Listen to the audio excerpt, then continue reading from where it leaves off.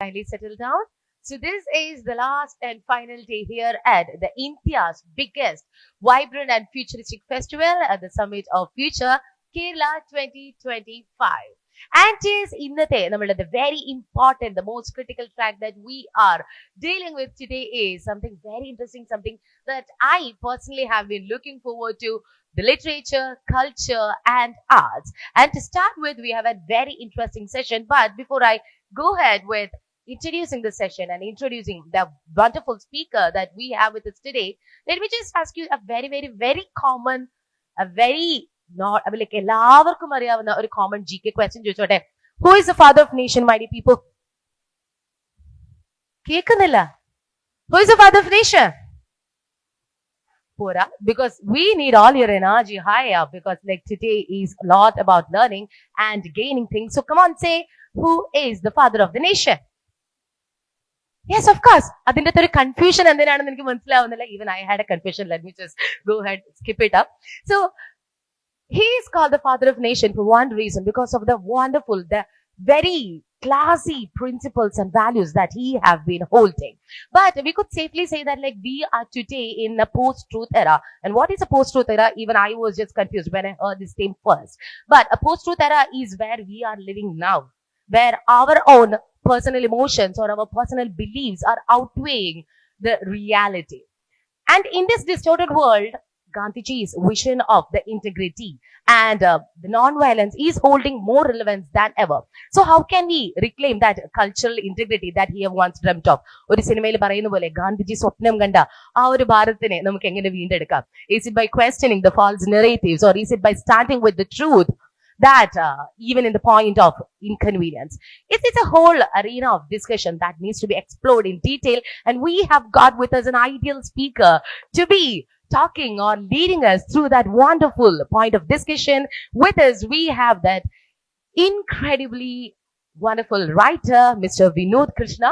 അദ്ദേഹം ഒരു എഴുത്തുകാരനാണ്, ഒരു സിനിമാ പ്രവർത്തകനാണ്, ഒരു പോയട്രി ഇൻസ്റ്റലേഷൻ ഡയറക്ടറാണ്. കണ്ണുസൂത്രം, ഉറുമ്പുദേശം, ബേപ്പൂർ കേസ് എന്ന് തുടങ്ങിയ കഥാസമാഹാരങ്ങൾ അദ്ദേഹത്തിൻ്റെതായി പുറത്തിറങ്ങിയിട്ടുണ്ട്. 9mm ബരേറ്റ എന്നതാണ് അദ്ദേഹത്തിന്റെ ആദ്യ നോവൽ. ഇതുകൂടാതെ ശില്പകലയും കവിതയും ഇഴുകിച്ചേരുന്ന പുതിയ സാങ്കേതികതയായ പോയട്രി ഇൻസ്റ്റലേഷൻ എന്ന നവീന കലാരൂപത്തിന്റെ ശില്പി കൂടിയാണ് ശ്രീ വിനോദ്. നിരവധി വിശ്വ കവികളുടെ 3D poetry installation Shri Vinod അവതരിപ്പിച്ചിട്ടുണ്ട്. ദേശീയ അന്തർദേശീയ അംഗീകാരങ്ങൾ നേടിയ 2 ചിത്രങ്ങളാണ് അദ്ദേഹത്തിൻ്റെതായി പുറത്തിറങ്ങിയിട്ടുള്ളത്. അദ്ദേഹത്തിന്റെ ആഗോളവൽക്കരണ വിരുദ്ധ ഹ്രസ്വചിത്രമായ Mayyankalam 2003 road water forum and film event Mexico, world social forum Mumbai, Toronto independent film festival എന്നിവിടങ്ങളിൽ ഒഫീഷ്യൽ എൻട്രി നേടിയിരുന്നു. 2020 പുറത്തിറങ്ങിയ ചിത്രം ഈലം ഹോളിവുഡിലെ ഗോൾഡൻ സ്റ്റേറ്റ് അന്താരാഷ്ട്ര ചലച്ചിത്രോത്സവത്തിൽ ബെസ്റ്റ് ഇന്റർനാഷണൽ ഫീച്ചർ ഫിലിം അവാർഡും പ്യൂട്ടോറിക്കയിലെ ബയമോൺ അന്താരാഷ്ട്ര ചലച്ചിത്രോത്സവത്തിൽ ജൂറി പ്രൈസും നേടിയിരുന്നു. And Cherukad award, TKC Vaduthala award എന്നിവയും അദ്ദേഹത്തിൻ്റെതായി അദ്ദേഹം നേടിയിട്ടുണ്ട്. And it's my distinct pleasure and honour to be inviting the first speaker to be giving us a keynote session on the post-truth and the Gandhian mission on reclaiming the cultural integrity in a distorted world. Sir, may I very humbly request you to kindly join with us, please.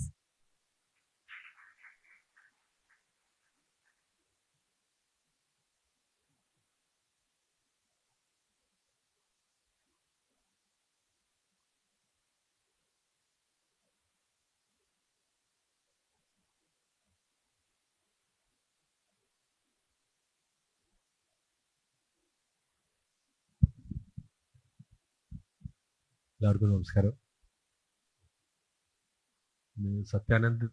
സത്യാനന്തര കാലത്തെ ഗാന്ധി ആണ് ഇന്നത്തെ topic. അപ്പം ഞാൻ കഴിഞ്ഞ ജാനുവരി 30 എല്ലാവരുടെയും ഓർമ്മയിൽ ഉണ്ടാവുമെന്ന് കരുതാണ്. 1948 ജാനുവരി 30 5:17 ഗാന്ധി വെടിയേറ്റ് മരിച്ചത്.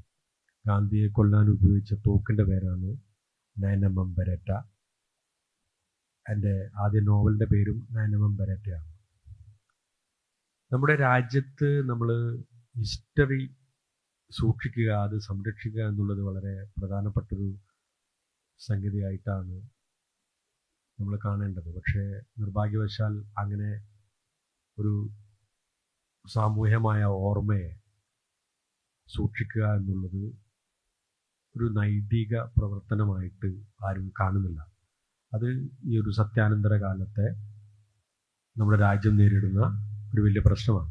ബോധമലിനീകരണം കൊണ്ട് നമ്മുടെ ഓർമ്മകളെ, നമ്മുടെ ഭാവിയെ ഒക്കെ മലിനമാക്കുന്ന രീതിയിലുള്ള ഒരു ബോധമലിനീകരണം അൽഗോരിതത്തിൻ്റെ ഭാഗമായിട്ട്, അൽഗോരിതം ഒരു ആയുധമായി ഭരണകൂടം ഉപയോഗിക്കുമ്പോഴാണ് അത്തരത്തിലുള്ള ഒരു പോസ്റ്റ് ട്രൂത്ത് ഇറയിൽ ജീവിക്കുന്ന നമ്മൾ നമ്മുടെ ചോദ്യം ചെയ്യാനുള്ള യുക്തിയെ, നമ്മുടെ ഭാവന ചെയ്യാനുള്ള യുക്തിയൊക്കെ നമ്മൾ ഡിലീറ്റ് ചെയ്യപ്പെടുന്നത്.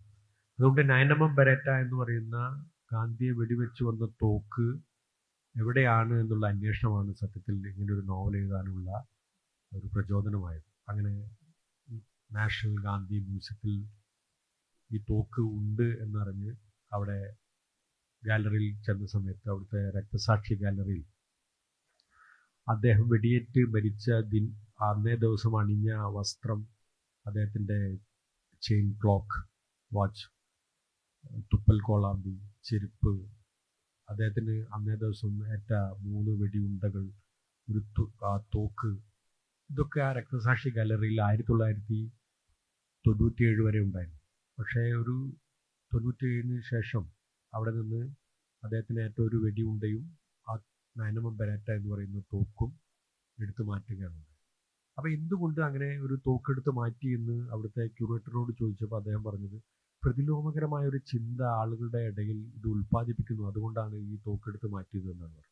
പക്ഷേ സത്യത്തിൽ ലോകം മുഴുവൻ ഇങ്ങനെ അസാസിനേഷൻ നടന്ന ഇടങ്ങളിലൊക്കെ ഈ കില്ലേഴ്സ് സഞ്ചരിച്ച കാറ്, കില്ലേഴ്സ് ഉപയോഗിച്ച ആയുധങ്ങളൊക്കെ തന്നെ പ്രിസർവ് ചെയ്യുന്നത്. അത് നമ്മുടെ ഒരു ദേശീയ സ്വത്താണ്. എന്തുകൊണ്ട് ആ തോക്ക് എടുത്തു മാറ്റി എന്ന് ചോദിച്ചാൽ, ഗാന്ധിയുടെ ഓർമ്മ അല്ലെങ്കിൽ ഗാന്ധിയെ വെടിവെച്ച് കൊന്നതല്ല എന്ന് നാളെ പ്രൂവ് ചെയ്യാൻ അവർക്കൊരു തെളിവുണ്ടാവരുത് എന്ന് ഭരണകൂടം ആഗ്രഹിക്കുന്നു എന്നാണ്.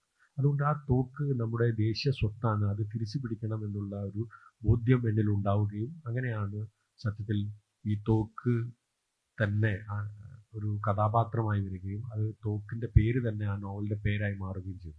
അതുകൊണ്ട് ഹിസ്റ്ററി പ്രിസർവ് ചെയ്യുക എന്നുള്ളത് വളരെ പ്രധാനമായിട്ടുള്ളൊരു കാര്യമാണ്. നമ്മുടെ രാജ്യത്ത് രാഷ്ട്രീയ ജാഗ്രത കുറഞ്ഞു വരുന്നത് കൊണ്ടാണ് നമ്മൾ എല്ലാ കാര്യങ്ങളെയും നമ്മൾ നോർമലൈസ് ചെയ്തിട്ട് വളരെ ഈസിയായി അതുമായി പൊരുത്തപ്പെട്ടു പോകാനായിട്ട് സാധിക്കുന്നത്. ഇപ്പോൾ JNU പോലുള്ള ഒരു ഇടങ്ങളിൽ വളരെ പൊളിറ്റിസൈസ് ചെയ്യപ്പെട്ടിട്ടുള്ള, വളരെ രാഷ്ട്രീയ ജാഗ്രതയുള്ള കുട്ടികൾ പഠിക്കുന്ന ഒരു ഇടത്ത് നിന്നാണ് ഭാവിയെ നിർമ്മിക്കാനുള്ള പദ്ധതിയായി പല തോട്ട് പ്രോസസ്സും ഉണ്ടാവുന്നത്. അവിടെ മുമ്പ് പഠിച്ച് ഇരുന്ന ആളുകളൊക്കെ തന്നെയാണ് ഭരണരംഗത്തും മറ്റ് സയൻറ്റിസ്റ്റായിട്ടും കലയുടെ മേഖലയിലും ഒക്കെ തന്നെ വലിയ കോൺട്രിബ്യൂഷൻ നടത്തിയ ആളുകളായിട്ട് മാറുന്നത്. അതിനുള്ള കാരണം എന്താണെന്ന് വെച്ചാൽ, അവരുടെ ഉള്ളിൽ ഉള്ള ഒരു നൈതികത, യുക്തി, ഇതൊന്നും ശരിയല്ല, ഇതിനെ ചോദ്യം ചെയ്യണമെന്നുള്ള ഒരു കാഴ്ചപ്പാട് ഉണ്ടാവുന്നത് കൊണ്ടാണ് അത്തരത്തിൽ ഒരു ഭാവിയെ നിർമ്മിക്കാനുള്ള ആളുകളായിട്ട് അവർ മാറുന്നത്. അതുകൊണ്ട് ഈ ഫ്യൂച്ചർ സമ്മിറ്റിനെ സംബന്ധിച്ച് പറയുകയാണെങ്കിൽ, സത്യാനന്തര കാലത്തെ അടയാളപ്പെടുത്തിക്കൊണ്ട് സംസാരിക്കുക എന്ന് പറയുമ്പോൾ അത് നമ്മൾ ഭാവിയെ നിർമ്മിക്കാനുള്ളൊരു പദ്ധതിയായിട്ട് നമ്മുടെ ഉള്ളിലൊരു സ്വപ്നം ഉണ്ടാകുന്നു എന്നാണ് അതിനർത്ഥം. ഇപ്പോൾ ഞാൻ ഇത് രാഷ്ട്രീയ ജാഗ്രതയെക്കുറിച്ച് പറഞ്ഞതുകൊണ്ട് പറയാണ്, രാഷ്ട്രീയ ജാഗ്രത വളരെ പ്രധാനമാണ്.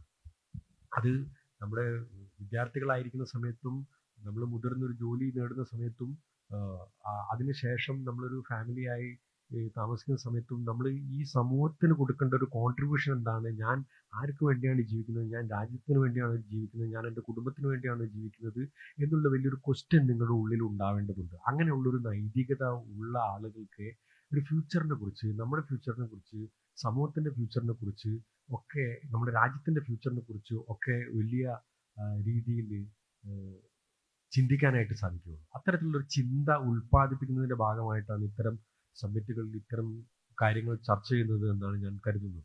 അതുകൊണ്ട് രാഷ്ട്രീയ ജാഗ്രത വളരെ പ്രധാനമാണ്.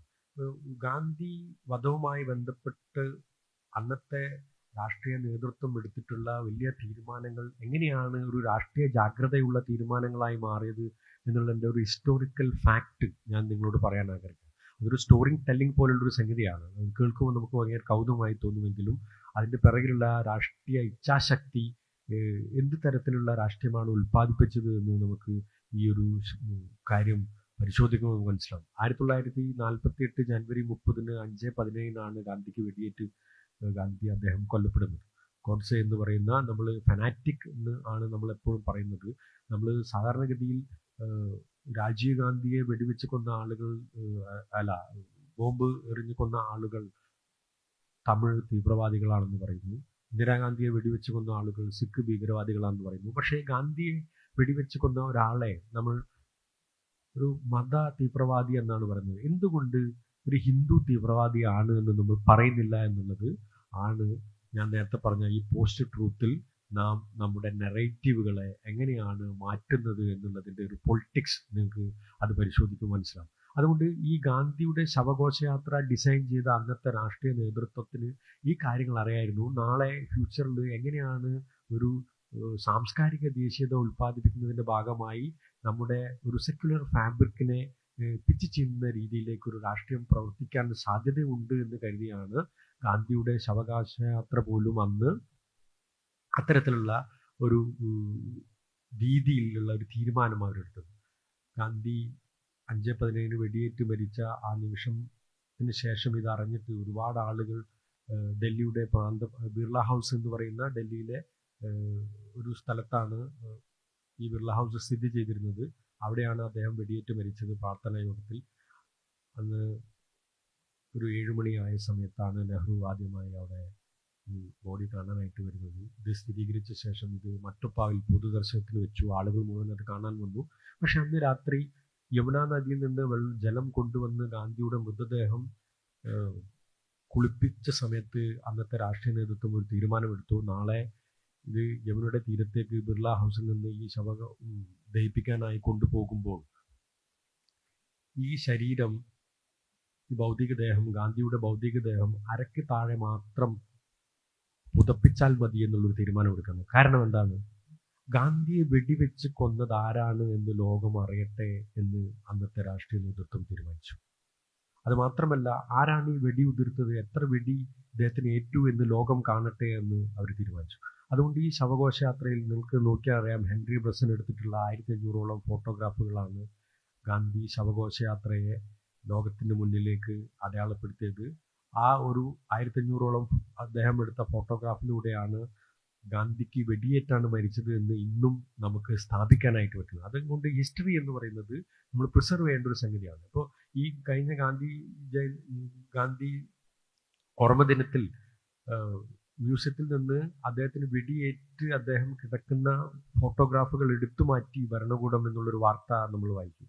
അതുകൊണ്ട് ഹിസ്റ്ററിയെ ഡിലീറ്റ് ചെയ്യുന്ന പ്രവർത്തനം ഒരു ഭാഗത്ത് ഒരു ഹൈന്ദവ ഫാസിസ്റ്റുകൾ എടുക്കുന്നു എന്നുള്ളത് ഒരു ചരിത്ര യാഥാർത്ഥ്യമാണ്. അത് ഇന്നിൻ്റെ യാഥാർത്ഥ്യമാണ്. ഈ യാഥാർത്ഥ്യം സംഭവിക്കുമെന്നുള്ളത് കൊണ്ടാണ് അന്ന് അങ്ങനെ ഒരു ശവഘോഷയാത്ര ഡിസൈൻ ചെയ്തത്.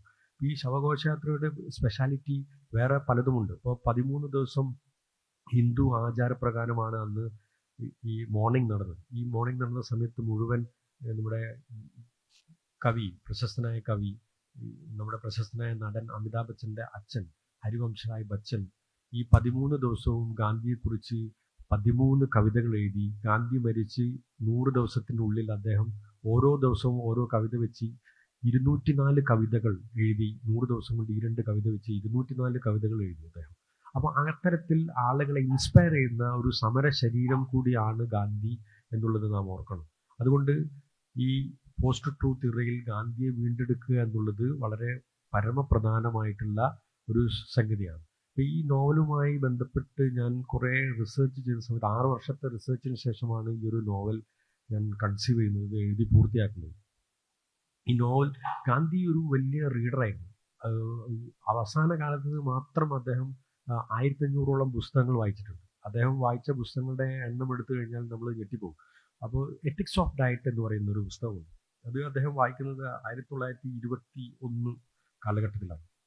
ഈ എത്തിക്സ് ഓഫ് ഡയറ്റ് എന്ന് പറയുന്ന പുസ്തകത്തിൽ എങ്ങനെയാണ് ഭക്ഷണത്തെക്കുറിച്ചും ഭക്ഷണത്തിൻ്റെ നൈതികതയെക്കുറിച്ചുമുള്ള വലിയ വിചാരങ്ങൾ അദ്ദേഹത്തിൻ്റെ ഉള്ളിൽ രൂപപ്പെട്ടത് ഈ എത്തിക്സ് ഓഫ് ഡയറ്റ് എന്ന് പറയുന്ന ഒരു പുസ്തകം വായിച്ചിട്ടാണ്.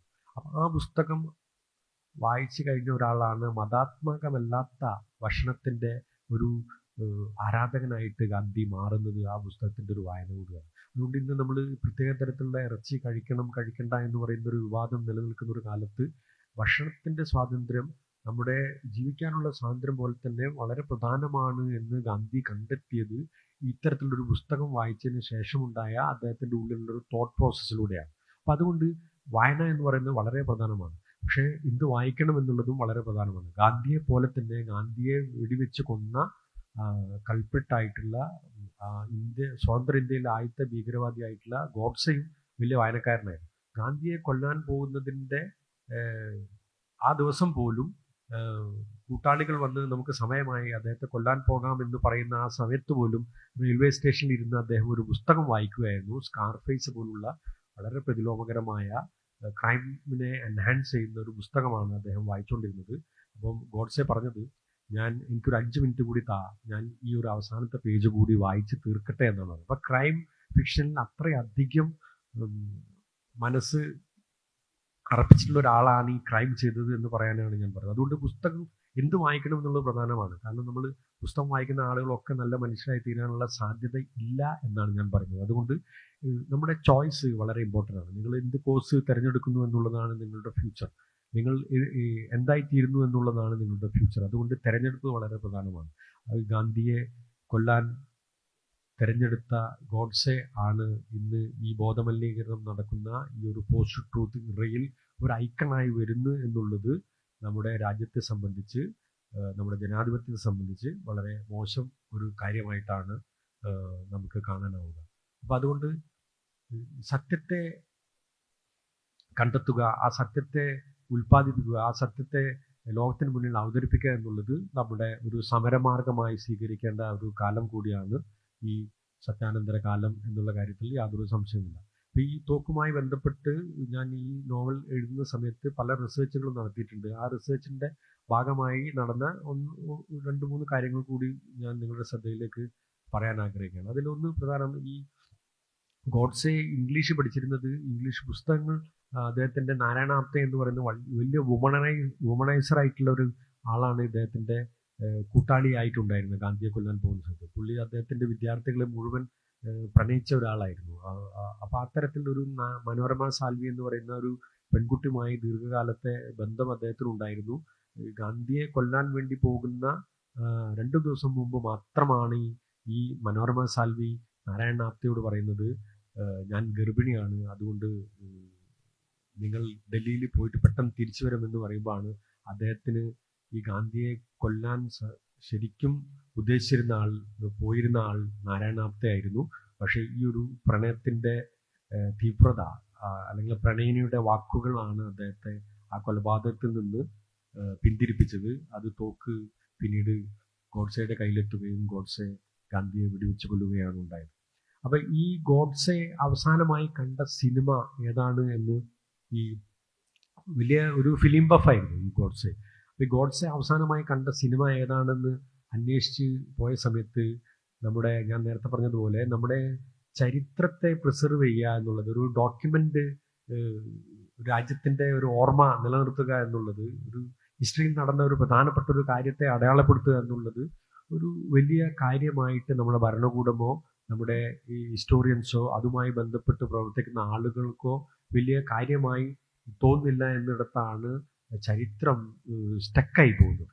അങ്ങനെ ഈ ഗോഡ്സെ കണ്ട സിനിമ ഏതാണ് എന്ന് അന്വേഷിച്ച് പോയ സമയത്ത് അദ്ദേഹം മെട്രോ തിയേറ്ററിൽ, പൂനെയിലെ മഹാരാഷ്ട്രയിലെ മെട്രോ തിയേറ്ററിലാണ് അവസാനമായി സിനിമ കണ്ടത്. ആ സിനിമ കണ്ടതിന് ശേഷമാണ് വീണ്ടും ഡൽഹിക്ക് പോയി ഇദ്ദേഹം ഗാന്ധിയെ വെടിവെച്ച് കൊല്ലുന്നത്. അപ്പോൾ ആ സിനിമ ഏതാണ് എന്ന് അറിഞ്ഞാൽ മാത്രമേ ബാക്കി കാര്യങ്ങൾ എഴുതാനായിട്ട് പറ്റുള്ളൂ. അപ്പം ഞാൻ അവിടെ ചെന്ന സമയത്ത് അവിടെ ആ ഒരു കൊളോണിയൽ കാലത്തെ നിർമ്മിതിയാണ് ആ തിയേറ്ററിന് മൊത്തം ഉണ്ടായത്. ആ തിയേറ്ററിൻ്റെ ടൈൽ ഇറ്റാലിയൻ ടൈലാണ്, മൊറോക്കോന്ന് കൊണ്ടുവന്നിട്ടുള്ള ലൈറ്റ്സാണ് ഉപയോഗിച്ചിരിക്കുന്നത്. അങ്ങനെ അത്തരത്തിൽ ഇമ്പോർട്ടൻ്റ് ആയിട്ടുള്ള സാധനങ്ങൾ കൊണ്ട് നിർമ്മിച്ച ഒരു വലിയ ഒരു കലാ സൃഷ്ടിയായി നിൽക്കുന്ന ആ ഒരു തിയേറ്ററിൽ പക്ഷേ ഓടിയ സിനിമയുടെ ഹിസ്റ്ററി അവർ പ്രിസർവ് ചെയ്ത് വെച്ചിട്ട്, അതുകൊണ്ട് ഗോഡ്സെ അവസാനമായി കണ്ട സിനിമ ഏതാണ് എന്ന് എഴുതാൻ എനിക്ക് സാധിച്ചില്ല. പക്ഷേ ഞാനൊരു അസസ്മെൻറ്റിലെത്തുകയും പിന്നീട് ഒരു ഫസ്റ്റ് ഹാൻഡ് റിപ്പോർട്ടുകളൊക്കെ എടുത്ത സമയത്ത് ആ തിയേറ്ററിന് മുമ്പിൽ ഞാൻ അവിടെ ചെന്ന സമയത്ത് ഒരു ചെരുപ്പ് കുത്തി ഉണ്ടായിരുന്നു. ആ ചെരുപ്പ് കുത്തിയോട് ഞാൻ ചോദിച്ചു, വൃദ്ധനായിട്ടുള്ളൊരു ചെരുപ്പ് കുത്തിയായിരുന്നു. അപ്പോൾ അദ്ദേഹത്തോട് ചോദിച്ചപ്പോൾ അദ്ദേഹം പറഞ്ഞത്, ഞാനിവിടെ ഒരു 10-40 വർഷമായിട്ട് ഇതിൻ്റെ മുമ്പിൽ ഇരിക്കുന്നുണ്ട്. പക്ഷേ എൻ്റെ അച്ഛനായിരുന്നു ഇതിന് മുമ്പ് ഇരുന്നത്. പക്ഷേ അച്ഛനൊരു ഫിലിം ബഫായിരുന്നു. അന്ന് അവിടെ കളിച്ച സിനിമകളുടെ പോസ്റ്റേഴ്സ് മുഴുവൻ വീടുകളിലുണ്ട്. പക്ഷേ ഇങ്ങനെ ഒരു സിനിമയെക്കുറിച്ച് എനിക്ക് അറിയില്ല എന്നാണ് അദ്ദേഹം പറഞ്ഞു. അത് മാത്രമല്ല, ഞാൻ 6 മാസമായി ഇവിടെ ഇല്ല എന്ന് അദ്ദേഹം പറഞ്ഞു. അപ്പം ഞാൻ ചോദിച്ചു കൗതുകം കൊണ്ട്, നിങ്ങൾ ഈ കഴിഞ്ഞ 6 മാസം ചെരുപ്പ് കുത്തിയായിട്ട് ഇവിടെ ഇരിക്കാതെ നിങ്ങൾ എവിടെയായിരുന്നു എന്ന് പറയുമ്പോൾ അദ്ദേഹം പറഞ്ഞു, ഞാൻ ജയിലിലായിരുന്നു എന്നാണ് പറഞ്ഞത്. അപ്പോൾ ഈ നമ്മുടെ പ്രതിലോമകരമായ ശക്തികൾ, ഇന്ന് ഇന്ത്യ ഭരിക്കുന്ന ആളുകൾ, സംഘപരിവാർ എന്ന് പറയാവുന്ന പ്രതിലോമകരമായ രാഷ്ട്രീയം ഉള്ളിൽ സൂക്ഷിക്കുന്ന ആളുകൾ ഇദ്ദേഹത്തെ ഒരു ടൂളായി ഉപയോഗിക്കുകയും അദ്ദേഹം ഒരു ക്രൈമിൽ ഏർപ്പെടുകയും അദ്ദേഹം ജയിലിൽ പോവുകയാണ് ഉണ്ടായത്. ജയിലിൽ നിന്ന് പുറത്തേക്ക് വരാതിരിക്കാനായി അദ്ദേഹത്തെ ഇവർ പറഞ്ഞ് പ്രലോഭിപ്പിച്ചത്, ഇത് ഗോഡ്സെ ഗാന്ധിയെ കൊന്നതിന് ശേഷം കഴിഞ്ഞ ജയിലിലാണ് നിങ്ങൾ കഴിയുന്നത് എന്നാണ്. പക്ഷേ ആ ഒരു പോയിന്റിൽ വെച്ച് അദ്ദേഹം ഗാന്ധിയെക്കുറിച്ച് അന്വേഷിക്കാൻ തുടങ്ങി, ഗോഡ്സെ ആരാണെന്ന് അന്വേഷിക്കാൻ തുടങ്ങി. അപ്പോഴാണ് അദ്ദേഹത്തിന് ബോധ്യം വന്നത്, ഇത് ഞാൻ ചെയ്യുന്നത് ശരിയായൊരു പ്രവൃത്തിയല്ല. അതുകൊണ്ട് അദ്ദേഹം നിയമത്തിൻ്റെ നല്ല വഴിയിലൂടെ പുറത്തേക്ക് വരികയും വീണ്ടും ചെരുപ്പൂത്തിയായി അവിടെ ജോലി ചെയ്യുകയാണ് ഉണ്ടായത്. അപ്പോൾ അദ്ദേഹം പറഞ്ഞ ഒരു കാര്യം എന്നെ വല്ലാതെ സങ്കടപ്പെടുത്തി. അദ്ദേഹം പറഞ്ഞത്, അദ്ദേഹം ജയിലിൽ കഴിഞ്ഞ സമയത്ത് രാത്രി കാലങ്ങളിൽ അതിൽ ജയിലിൻ്റെ അകത്ത് താഴെ നിലത്ത് ചെറിയ ഹോളുകളുണ്ട് ധാരാളം. അതിനുള്ളിൽ നിന്ന് ഉറുമ്പുകൾ പുറത്തേക്ക് വരികയും അദ്ദേഹത്തെ നിരന്തരമായി കടിക്കുകയും ചെയ്യുന്നത് കൊണ്ട് ഉറങ്ങാൻ പറ്റുന്നില്ല കുറേ മാസങ്ങളായിട്ട്. പക്ഷേ അതിനൊരു പരിഹാരം അദ്ദേഹം കണ്ടെത്തിയത്, ആഴ്ചയിൽ ഒരിക്കൽ കുളിക്കാനായിട്ട് സോപ്പ് നൽകും ജയിലധികൃതർ. കുളിക്കാൻ പോകുന്ന സമയത്ത് അവരാരും കാണാതെ നഖം വളർത്തി അതിൻ്റെ ഉള്ളിൽ സോപ്പിൻ്റെ തരികൾ ഇങ്ങനെ വരണ്ടെടുത്ത് കൊണ്ടുവന്ന് അത് നഖത്തിൻ്റെ ഉള്ളിൽ നിന്ന് എടുത്ത് ഈ ഹോൾ അടച്ചിട്ടാണ് അദ്ദേഹം ഉറങ്ങിയത് എന്നാണ്. അപ്പോൾ ഇത്തരത്തിലാണ് നമ്മുടെ സാധാരണ മനുഷ്യർ പ്രതികളാവുകയും അവരെ ഭരണകൂടവും ഇത്തരത്തിലുള്ള പ്രതിലോമകരമായ രാഷ്ട്രീയവും എങ്ങനെയാണ് ഒരു ജീവിക്കാനുള്ള അവരുടെ സ്വാതന്ത്ര്യത്തെ ഇല്ലാതാക്കുന്നത്, അവരെ ഒരു ടൂളായിട്ട് ഉപയോഗിക്കുന്നത് എന്നുള്ളതിൻ്റെ ഒരു ഫസ്റ്റ് ഹാൻഡ് റിപ്പോർട്ട് കൂടി ഇങ്ങനെ ഒരു നോവലെഴുത്തുമായി ബന്ധപ്പെട്ട് നടത്തിയ ഒരു റിസർച്ചിൻ്റെ ഭാഗമായ ഒരു ഫസ്റ്റ് ഹാൻഡ് റിപ്പോർട്ട് പോലെ കിട്ടി. അപ്പോൾ ഇത്തരത്തിലുള്ള മനുഷ്യരെ അടയാളപ്പെടുത്തുക എന്നുള്ളത് വളരെ പ്രധാനമാണ്. അതുകൊണ്ട് ഹിസ്റ്ററി വളരെ പ്രധാനമാണ്. നമ്മുടെ സാമൂഹ്യമായ ഓർമ്മകൾ ഉണ്ടാവുന്നത് ഹിസ്റ്ററിയിൽ നിന്നാണ്. അപ്പോൾ നമുക്കറിയാം, വലിയൊരു പ്രശ്നം വരുമ്പോൾ നമ്മൾക്ക് എപ്പോഴും നമ്മുടെ ഉള്ളിലുള്ള ഒരു നന്മ പ്രവർത്തിക്കും. ഇവിടെ പ്രളയം വന്ന സമയത്തൊക്കെ വിദ്യാർത്ഥികളായ ആളുകൾ എങ്ങനെയാണ് ആ ഒരു പ്രളയ സമയത്ത് ഇടപെട്ടത് എന്നുള്ളത് നമുക്കറിയാം. മുമ്പ് ബാച്ചിലേഴ്സായ അത്തരം കുട്ടികൾക്ക് വീട് വാടകയ്ക്ക് നൽകാൻ മടിച്ചിരുന്ന ആളുകൾ ഈ പ്രളയശേഷം ഇത്തരം കുട്ടികളെ ട്രസ്റ്റ് ചെയ്യാൻ തുടങ്ങി എന്നുള്ളത് വലിയ കാര്യമാണ്. അതുകൊണ്ട് നിങ്ങളുടെ ഉള്ളിലുള്ള നന്മ എന്ന് പറയുന്നത് നിങ്ങളുടെ ഒരു ബ്ലഡിൽ നിന്ന് കിട്ടിയതല്ല, നിങ്ങളുടെ ഒരു കുടുംബത്തിൽ നിന്ന് കിട്ടിയതല്ല. നിങ്ങളുടെ ഉള്ളിലുള്ള ഒരു ഗുണാത്മകത എന്ന് പറയുന്നത് നിങ്ങൾക്ക് ചരിത്രത്തിൽ നിന്ന് കിട്ടിയതാണ്. അതുകൊണ്ട് ചരിത്രം എന്ന് പറയുന്നത് വളരെ പ്രധാനപ്പെട്ട ഒരു സംഗതിയാണ്. ആ ചരിത്രത്തിൻ്റെ നൈതികത ഉൾക്കൊണ്ടുകൊണ്ട് അത്തരത്തിലുള്ള ഒരു ഹിസ്റ്ററി ഉണ്ടാക്കലാണ്, അല്ലെങ്കിൽ നിലവിലൊരു ഹിസ്റ്ററിയെ ഓർമ്മയിലേക്ക് കൊണ്ടുവരലാണ്, മറവിൽ നിന്ന് ആണ്ടുപോയ ഒരു ചരിത്രത്തെ ഓർമ്മയിലേക്ക് കൊണ്ടുവരലാണ് നിങ്ങളുടെ വിദ്യാർത്ഥി ജീവിതത്തിലെ സമരം, അല്ലെങ്കിൽ നിങ്ങളുടെ ഫ്യൂച്ചർ എന്ന് പറയുന്നത് നിങ്ങളുടെ ഹിസ്റ്ററിയാണ് എന്ന് പറയാനാണ് ഞാൻ ഇത്രയും പറഞ്ഞത്. 10 minutes കൂടി. ഓക്കെ, ഇൻട്രാക്ഷൻ വേണോ? നിങ്ങൾക്ക് എന്തെങ്കിലും ചോദിക്കാമെങ്കിൽ ചോദിക്കാം. ഗാന്ധിയുമായി ബന്ധപ്പെട്ടതോ ഹിസ്റ്ററിയുമായി ബന്ധപ്പെട്ടതോ എനിക്ക് അറിയാവുന്ന കാര്യങ്ങളാണെങ്കിൽ നമുക്കത് ഇൻട്രാക്ട് ചെയ്യാം. So there is like, if I may interrupt, ഒരുപാട് നമ്മളിപ്പോ ഇപ്പത്തെ എനിക്ക് തോന്നുന്നത് നമ്മളിപ്പോ വളർന്നു വരുന്ന ഒരു ജൻസി അല്ലെങ്കിൽ അങ്ങനെ വരുന്ന ഒരു ജനറേഷൻ്റെ അകത്ത് ഒരു ബേസും ഇല്ലാതെ പലരും ഗാന്ധിജി എനിക്ക് ഇഷ്ടമല്ല, അതൊരു why don't you like him, I don't have any particular reason but I don't like him, ഇങ്ങനെ പറയുന്ന ഒരു ഇതാണ്. ഇപ്പം സർ ഇപ്പൊ പറഞ്ഞുകൊണ്ടിരുന്നതും ഒരു പോസ്റ്റ് ട്രൂത്ത് എറയുടെ കാര്യമാണ്. അല്ലെങ്കിൽ നമ്മള് സത്യങ്ങൾ, നമ്മുടെ ചരിത്രം നമ്മൾ പഠിച്ചില്ലെങ്കിൽ നമ്മൾ അത് റിപ്പീറ്റ് ചെയ്യും എന്നുള്ളൊരു കാര്യമാണ് സർ പറഞ്ഞുകൊണ്ടിരിക്കുന്നത്. So what you would like to tell these youngsters who have gathered here about such baseless decisions, അല്ലെങ്കിൽ ഇത് മറ്റാരെങ്കിലും പറഞ്ഞത് കേട്ടതിൽ നിന്ന് ഇൻസ്പയർഡ് ആയിട്ട് പറയുന്ന ഒരു ഡിസിഷൻ ആവാം. So would you love to address that here at any point? Gandhi വലിയ ലെജൻഡാണെന്ന് നമുക്കറിയാം. ആ ലെജൻഡ് ആയത് എന്തുകൊണ്ടാണ് എന്ന് നമുക്ക് പരിശോധിക്കേണ്ട ഒരു സംഗതിയാണ്. അത് ഞാൻ പറയുന്നത്, ഗാന്ധി എത്രയും ഹോണസ്റ്റ് ആയിട്ട് ഒരാൾ ജീവിക്കുന്നു അത്രയും ഹോണസ്റ്റ് ആയിട്ട് അയാൾക്ക് ഫോളോവേഴ്സിന് കിട്ടുമെന്നുള്ളതാണ്. അതുകൊണ്ട് സത്യം എന്ന് പറയുന്നത് വളരെ പ്രധാനമായിട്ടുള്ളൊരു സംഗതിയാണ്. ആ ഹോണസ്റ്റിയാണ് ഗാന്ധിയെ ലോകം മുഴുവനുമുള്ള വെളിച്ചമാക്കി തീർത്തത് എന്നാണ് ഞാൻ കരുതുന്നത്. കാരണം ഞാനും നിങ്ങളെപ്പോലെ തന്നെ പലരെ പോലെ തന്നെ ഒരു ഗാന്ധി വിമർശകനായിരുന്നു ആദ്യം. പക്ഷെ വിമർശിക്കും തോറും ഗാന്ധി നമ്മുടെ ഉള്ളിലേക്ക് കൂടുതലായി വരുന്ന ഒരു വെളിച്ചമായിട്ടാണ് എനിക്ക് അനുഭവപ്പെട്ടത്. ഫോർ എക്സാമ്പിൾ, ഗാന്ധി എല്ലാ യന്ത്രവൽകൃത സംഗതികൾക്കും എതിരായിരുന്നു. അദ്ദേഹം വിമാനത്തിൽ കയറിയിട്ടില്ല, മെഷീനുകൾ ഉപയോഗിച്ച് വലിയ രീതിയിൽ ഉൽപാദനം നടത്തുന്നതൊക്കെ അദ്ദേഹം അനുകൂലിച്ചിരുന്നില്ല. അദ്ദേഹം വിമാനത്തിൽ ഒരിക്കൽ പോലും കയറാൻ കൂട്ടാകാത്ത ഒരാളായിരുന്നു. അദ്ദേഹം മരിച്ചത് ജാനുവരി 30 നമുക്കറിയാം, 1948. ഈ ജാനുവരി 30 തന്നെയാണ് വിമാനം കണ്ടുപിടിച്ചിട്ടുള്ള റൈറ്റ് ബ്രദേഴ്സിൽ ഒരാളായ വിൽബർ റൈറ്റ് അന്തരിക്കുന്നത്. അദ്ദേഹത്തിൻ്റെ വാർത്ത അദ്ദേഹം ജീവിച്ചിരുന്ന ലണ്ടനിൽ പോലും വലിയ വാർത്തയല്ലാതായി തീർന്നു എന്നുള്ളതാണ്.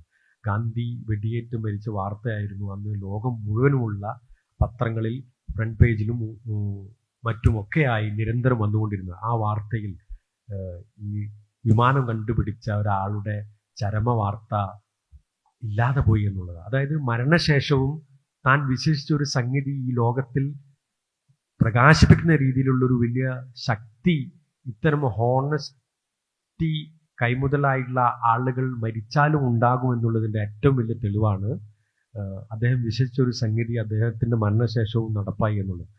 ഇത് അദ്ദേഹത്തിൻ്റെ മരണം കഴിഞ്ഞ് ഇത്രയും വർഷങ്ങൾ കഴിഞ്ഞിട്ടും ലോകം മുഴുവനും ഗാന്ധി ഇന്ത്യയിൽ മാത്രം, ഗാന്ധി എന്ന കൺസേൺ ഇന്ത്യക്കാരുടെ മാത്രം ഒരു കൺസേൺ അല്ല, ഗാന്ധി ലോകം മുഴുവനുമുള്ള ആളുകളുടെ ഒരു കൺസേൺ ആണ്.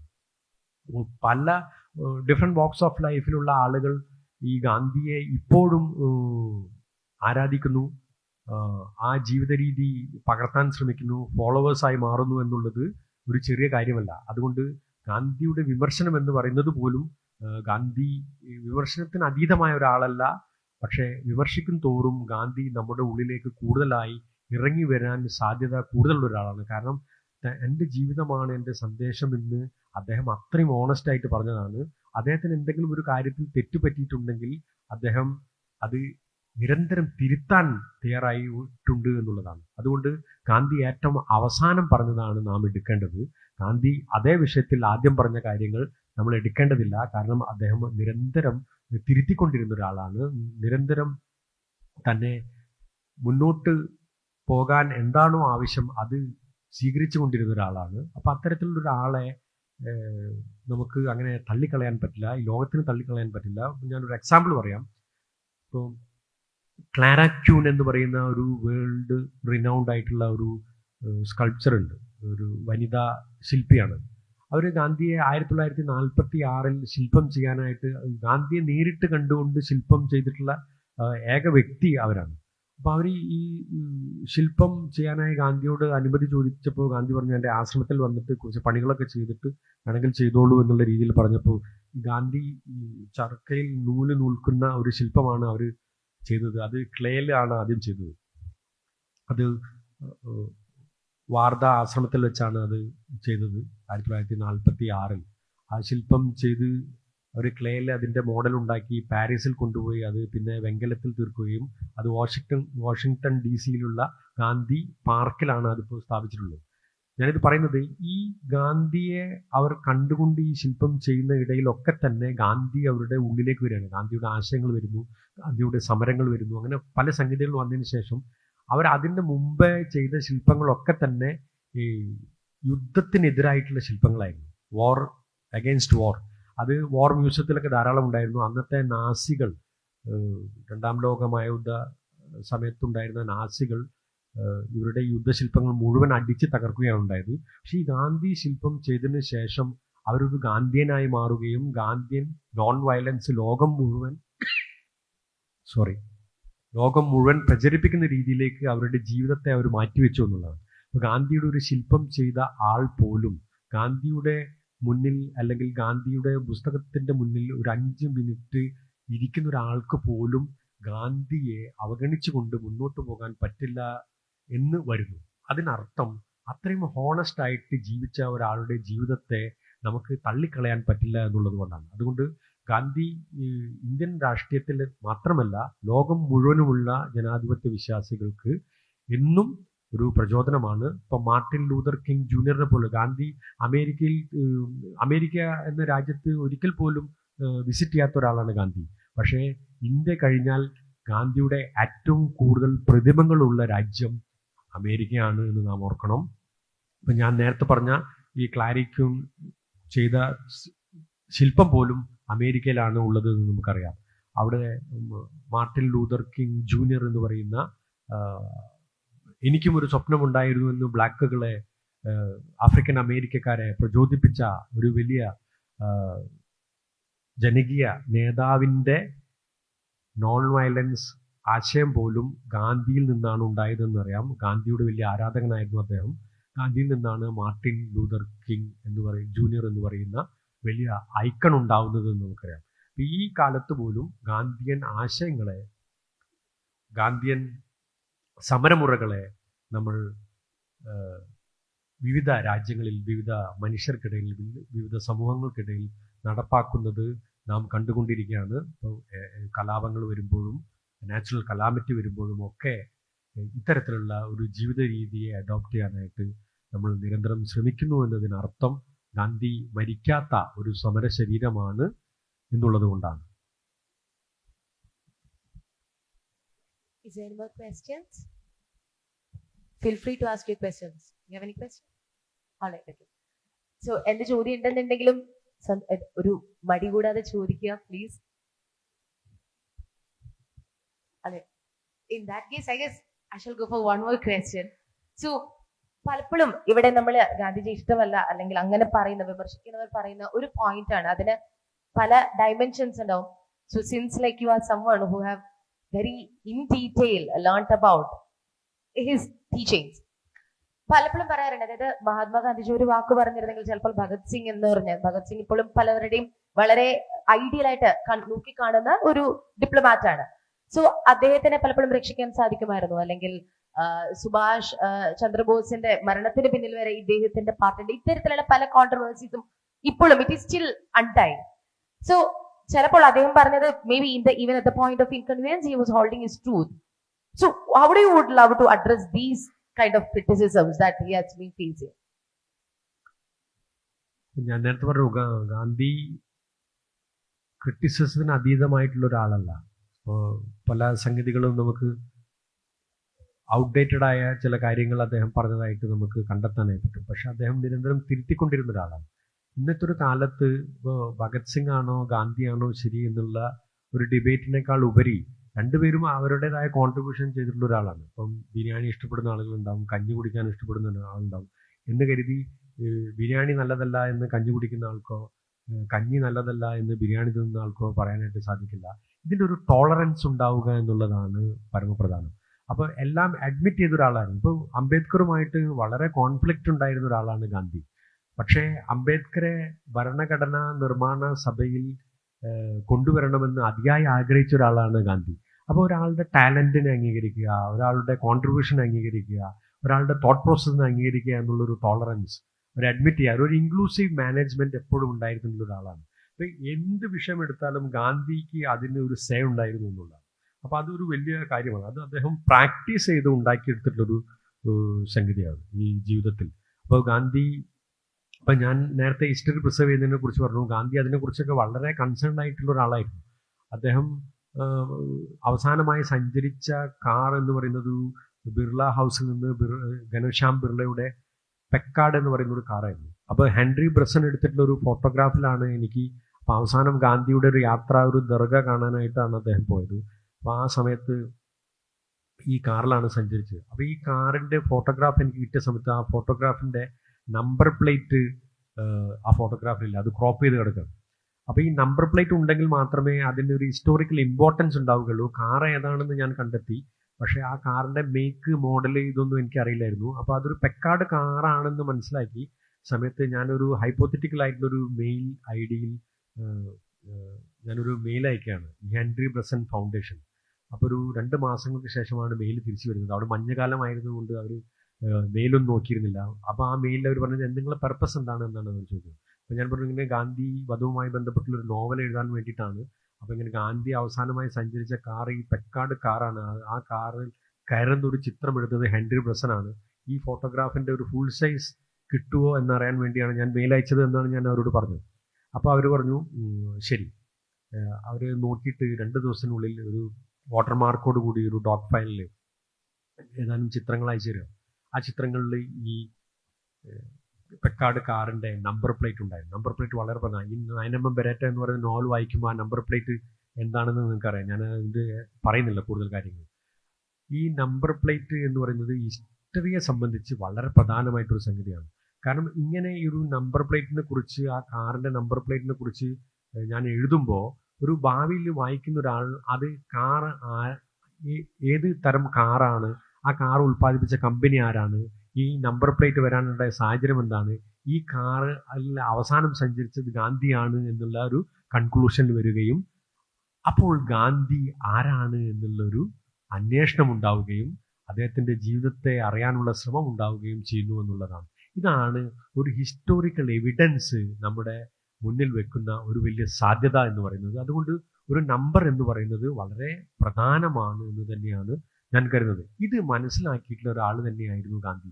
അതുകൊണ്ടാണ് അദ്ദേഹത്തിൻ്റെ ഇപ്പോൾ പലതരത്തിലുള്ള ശില്പങ്ങൾ നമ്മൾ കാണുമ്പോൾ ആ ശില്പങ്ങളൊക്കെ ഒരു കഥ പറയുന്നത് അതുകൊണ്ടാണ്. അപ്പം അദ്ദേഹം ഉപ്പ് സത്യാഗ്രഹത്തെക്കുറിച്ച് നമ്മൾ സംസാരിക്കുമ്പോൾ രാം കിങ്കർ ബെയ്ജ് എന്ന് പറയുന്ന വളരെ പോപ്പുലർ ആയിട്ടുള്ള ഒരു ഡൗൺ ട്രോഡൻ സെക്ഷനിൽ നിന്ന് വന്നിട്ടുള്ള വളരെ പ്രസിദ്ധനായിട്ടുള്ള ഒരു ശില്പിയാണ്.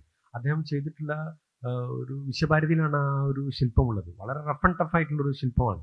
നമ്മൾ സാധാരണ ശില്പങ്ങൾ, ഗാന്ധിയുടെ ശില്പങ്ങൾ വളരെ മിനുസമുള്ള ശില്പങ്ങളാണ് നമ്മൾ കാണാറ്.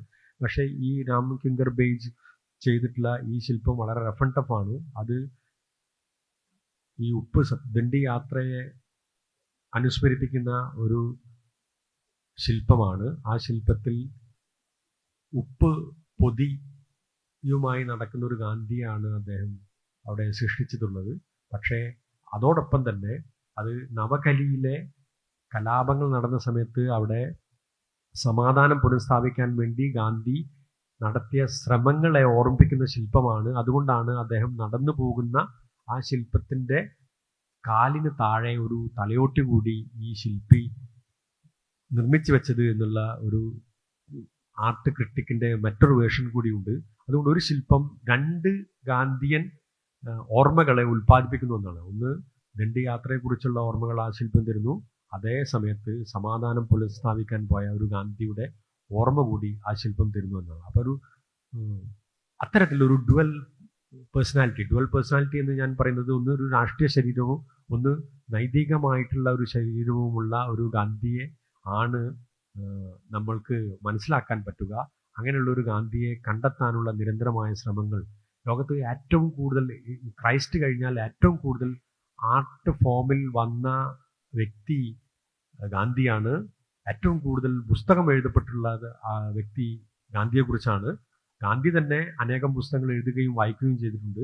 അപ്പോൾ ലോകത്ത് നിരന്തരം ഗാന്ധിയെക്കുറിച്ചുള്ള ആർട്ട് ഫോംസ് വരുന്നു, ഗാന്ധിയെക്കുറിച്ചുള്ള നറേറ്റീവ്സ് വരുന്നു, ഗാന്ധിയെക്കുറിച്ചുള്ള സ്റ്റഡീസ് വരുന്നു.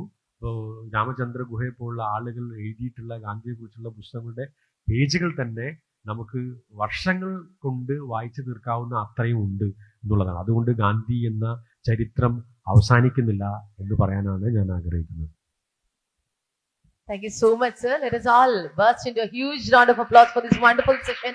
ഞങ്ങൾ വിചാരിച്ചതിൽ നിന്നും ഒരുപാട്, actually when we mentioned that it is about reclaiming the the cultural integrity, or we are talking about the post-truth era, we were expecting more like, like a moral classes or something, maybe personally, but this was more like a snippet into the Gandhian history and so many interesting facts, so many interesting curios. Thank you so much, sir, once again, and may I humbly request you to kindly accept a token of love and appreciation from our end, and may I humbly request Dr. Revati K. Shivadas, the HRD of Department of Economics, to kindly do this honor for us, please. And my dear people, let us all show our appreciation for such a wonderful keynote session on the post-truth and the Gandhian mission. Thank you so much once again. That was Mr. Vinod Krishna, renowned writer, cinema activist, and the poetry installation director. Thank you so much for your partnership with the Jain University. And yes, without any further delay, I guess, നമ്മുടെ next session ലേക്ക് പോകാം.